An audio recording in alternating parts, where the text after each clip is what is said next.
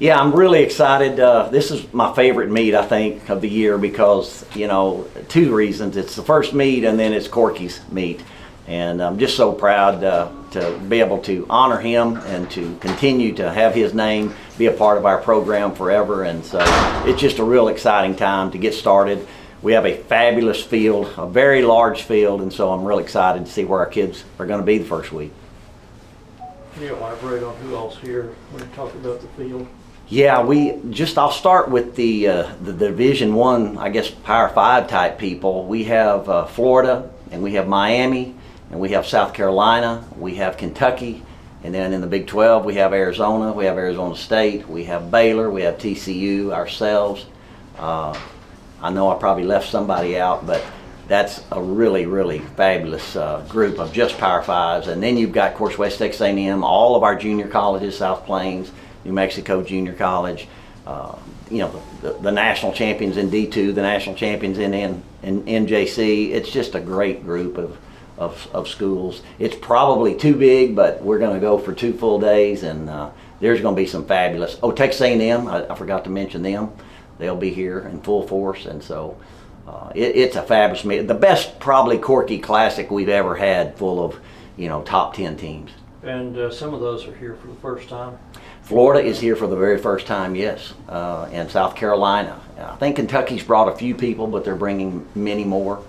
And so, like I say, there's a lot of other UTEP and UTA and a lot of mid-majors that have got really great programs. But boy, to see Florida, we were national champions indoors, they were national champions outdoors. Texas A&M is loaded with all their people back, and Kentucky's got fabulous sprinters, and the hurdles are insane for both men and women. I think the 60s and 4x4s, they'll be incredible. So I'm really excited to see where our kids are. What went into getting Florida to come here for the first time? Well, I asked Mouse that, and he said, everyone tells me it's the greatest place to run, and so I decided finally to come. And so yeah, he's just heard that our facility is really, really good, and I think he decided he wanted to see for himself. What are some of the, what can you tell us about some of the new transfers and some of these new Red Raiders that we're going to be seeing for the first time this week? Yeah, I think one place you definitely want to watch on the women's side is Shelby Frank, who is our new transfer from Minnesota. She was second at the NCAA in the weight throw last year for Minnesota, and I think she'll get qualified first day when we go. But I'm so excited to get to watch her throw. She's one of the newest people that's a big national point getter. I think we've got so many new kids on both men's side and women's side, and I'm not going to start naming them all, but we've got a good hurdles group. With Tony Ann will be transferred from Louisiana Tech in the women's hurdles. But we've got Ruda back, and Ruda's going to triple jump, our national champion. We've got so many of our veterans that are back. Alyssa is not going to run. She's not quite ready with a hamstring that bothered her a little bit last year, so we're going to be careful there. But Success is ready to run, I think, fast in the 60 on the women's side. But we've got all 3 of our high jumpers and that have jumped over 6 feet, and some of them 6'5", with Timmy. And so there's just so many events that are going to be incredible to watch, both men and women. And the male hurdles, you've got Scott from Texas A&M. You've got our 3. We've got Malachi Snow, who's a transfer from San Jose State. That's one, Sean, that I think you'll really be able to watch. He's going to run the 60 and the 60 hurdles. But we have 3 or 4 hurdlers that were in the top 8 All-American last year in this meet. We have A&T that's coming. They have the leading, Holmes is leading the country in the hurdles right now. And then we've got our 3, and then you've got Texas A&M, and wow, it's just going to be fabulous. The 4x4s, I think you're going to see 4 or 5 teams run under 305 on the men's side. So I know I missed a lot. The triple jump, Florida's got their long jumper, 822-meter long jumper coming. We've got just tremendous All-Americans in every area. 18.5 pole vaulter from A&M, it's a Russian kid. So he's brand new, so we're going to see some fabulous things this weekend. Who are you holding back this weekend to give a chance for others to step up and maybe get some opening marks? Well, we are holding back Shamar. Shamar is not going to run. His hamstring strained it just a tiny bit about 10 days ago, and he's fine, but we're not going to take a chance. He'd get too excited probably and go too hard.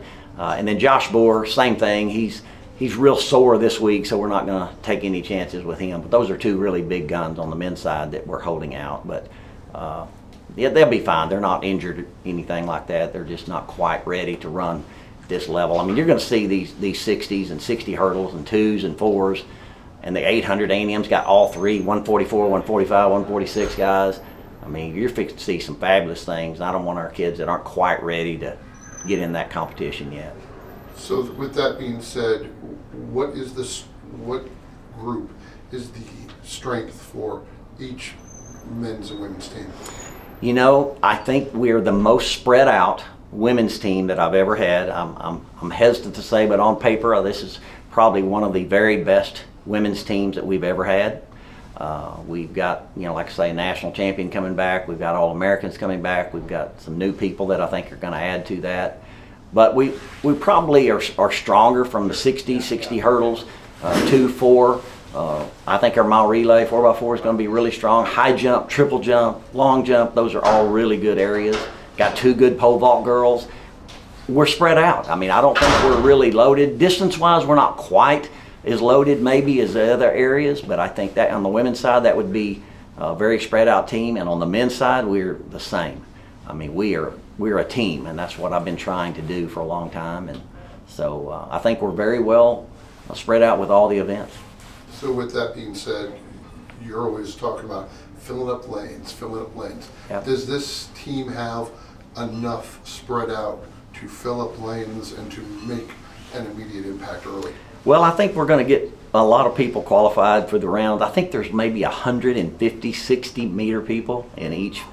So to make the top 8, you better be right. You could be off just a little bit, but I'm more worried this meet is not as much about qualifying, but executing the race, being able to, look good, and we'll get in better shape and run faster. But I think you're going to see some fabulous national marks just because of the competition, and these kids are going to compete. So there's going to be some really good things happen, and I know some of our kids will be a part of that. But we're going to also get better every week, and I'm not going to get too worried if we don't just look fabulous the first week. You mentioned Ruda a moment ago. What is her eligibility?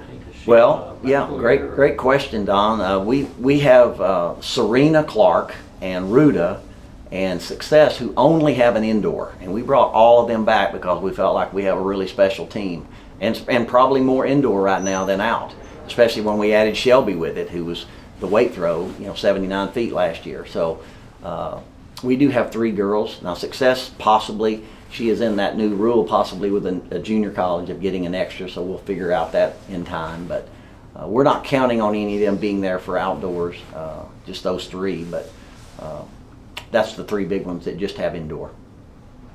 Coach, going back to the new guys, the transfers, all that, what's your message to them, knowing the legacy of this program and the winning culture you guys have established? Yeah, most of these kids that transferred here, they wanted to be on a good team. And so they said, we weren't on a national type team where they came from. And so that's something they're wanting. And so I think being in the whole fall around this group and in the culture that we've tried to create, I think they're seeing that. They're competing in practice like a meet, like they weren't used to that. And I'm hoping that translates in meet like practice has been, because they're competing really hard against each other, in the meet. So they've done a really good job with that. But the lights will come on this weekend, and you gotta prove yourself. And then for the returning athletes, what's the hunger like right now? We won the Big 12 championship in the men. The women were second. The women really want to be a Big 12 champions this year. They've set their goal for that. So that's our goal each week, to try to get there by March 1, I think is the Saturday of Big 12, of the 28th, and March 1 is. So we're trying to build for that, for both teams to have a chance to represent and have a chance for Big 12 championships this year.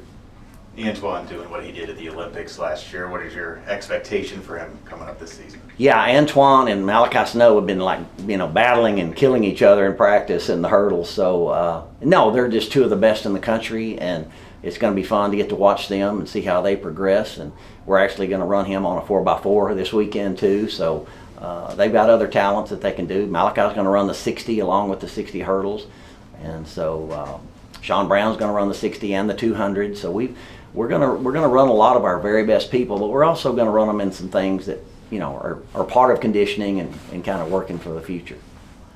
How key is it to have so many returners back that have so much high-level experience, and they can kind of settle in and settle down those younger people that are going to have their first experience? Such a good question. That's so important, especially when we get to the big meets. But the one thing we get to do, because we have, I think, the greatest facility in the country, we're getting the best in the country coming to us each week and putting these kids in that war, if you want to say it. And so they're having to step up every week, and I think having the veterans there that are warming up with them, that are helping them, teaching them how to breathe and how to focus and how not to get too worked up before the race, I think it's just imperative.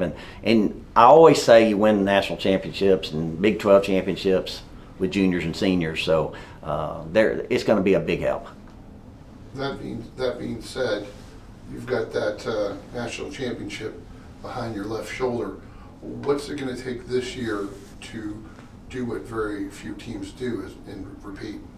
It's hard. It's hard to win that national championship, but we lost 3 champions. One of them was in 2 events, and the other one was, of course, Caleb Dean and Terrence. But I feel like we had guys like Sean that got 9th and didn't score. And those are going to be the keys this year, is how much do those kids step up that have been there, Josh Boer, him in the men's side. Plus, we've got Malachi, we've gotten some new transfers. Our new distance runners, we're not running them this weekend, but we've got 2 really good 5K guys. And so, I'm just hopeful that we're going to see a lot of kids that were right on that borderline last year of scoring that score this year. And we're going to have more numbers that can score. We may not have a national champion, or we may, but I think we can get 5 or 6 kids on the podium that didn't score last year. And that's going to be our goal. We're going to be way more of a team than just 2 or 3 really good individuals. You mentioned earlier that you think it's going to be one of the best women's teams you coached. When was the last time you felt that? When I had Sally Kipiego, and we were 5th in the country, and she won 2 events, and we had some other good girls, steeplechaser and throwers with Coach Felkins. But this is more of a deeper team because we have high jump, triple jump, weight throw, and Shelby's a great discus thrower outside. And so I just think that we're way more well-rounded, and we have more numbers that can score. Can you recap for us where the guys who are no longer, where Caleb and Terrence and guys like that are training-wise? Yeah, Terrence, of course, he had 1 year of eligibility left before he turned pro, but he's here finishing his degree and training with us every day. And he's signed with Adidas, and he will leave after he gets his degree this year and go to Orlando and train there with the Adidas group. And that's where Caleb Dean is. He is in Orlando. So they kind of have training camps for Adidas and Orlando, and then if it's Nike, it's most of the time in Eugene or somewhere like that. So, but those are the 2 national champions, and of course one's here and then one's in Orlando. And we went to Orlando for the convention and the Bowerman, and I got to represent with Caleb, and so that was a lot of fun.